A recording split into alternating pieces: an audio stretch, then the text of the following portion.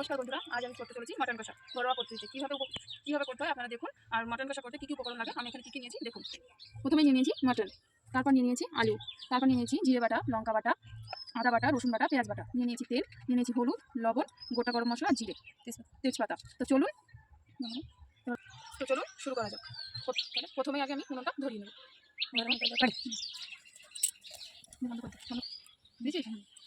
প্রথমেই আমি আলুগুলো ভেজে নেব।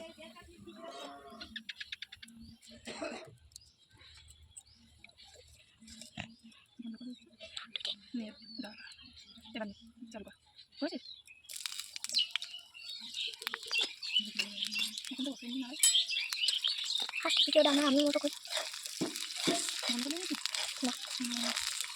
অনেকটা বড় কিছু হয় না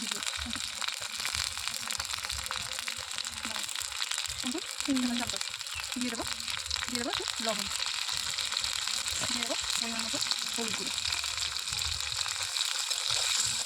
দিয়ে আলুগুলো ভালো করে ভেজে নেব।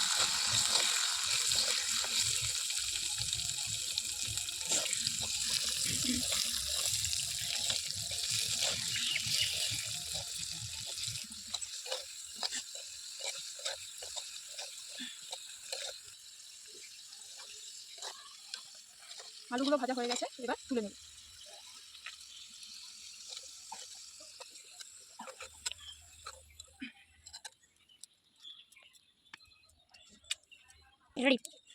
এবার কড়াইতে আর একটু সরষের তেল দিয়ে দেব। এবার একে একে দিয়ে দেব গরম মশলা, জিরে, তেজপাতা। এবার দিয়ে দেবো মটনটা।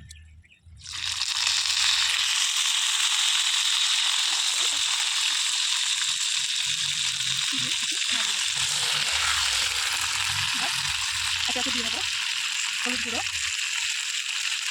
পরিমাণ মতো লবণ, পেঁয়াজ বাটা, মানে রসুন বাটাগুলো সব একে একে দিয়ে দেবো, দিয়ে ভালো করে নাড়িয়ে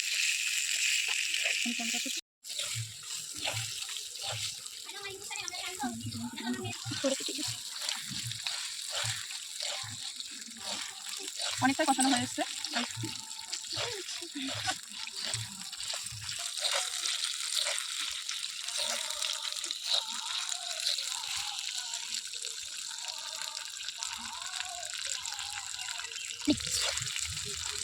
অনেকটাই কষানো হয়ে এসছে, এবার আলুগুলো দিয়ে দেব,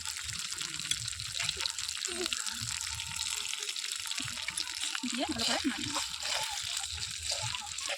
মাংসটা অনেকটা কষানো হয়ে গেছে, এবার জল দিয়ে দেবো,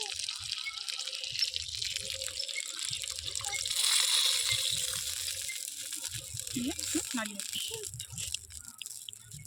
দিয়ে চর্বিগুলো দিয়ে দেবো, একটু নাড়িয়ে দেবো।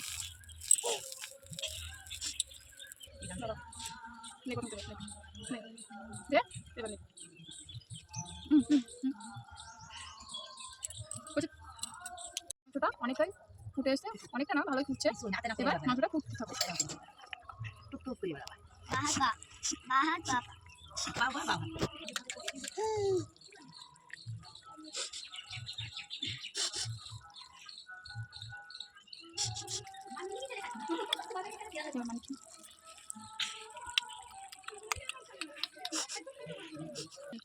এবার গরম মশলাটা দিয়ে দেবো,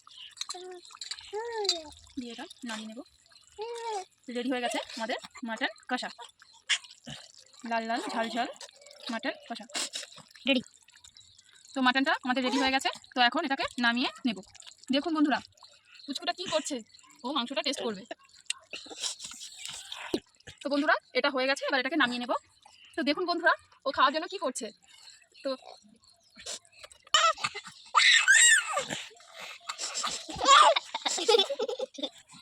তো আমাদের মাটনটা রেডি হয়ে গেছে, এবার এটাকে টেস্ট করে বলবো কেমন হয়েছে।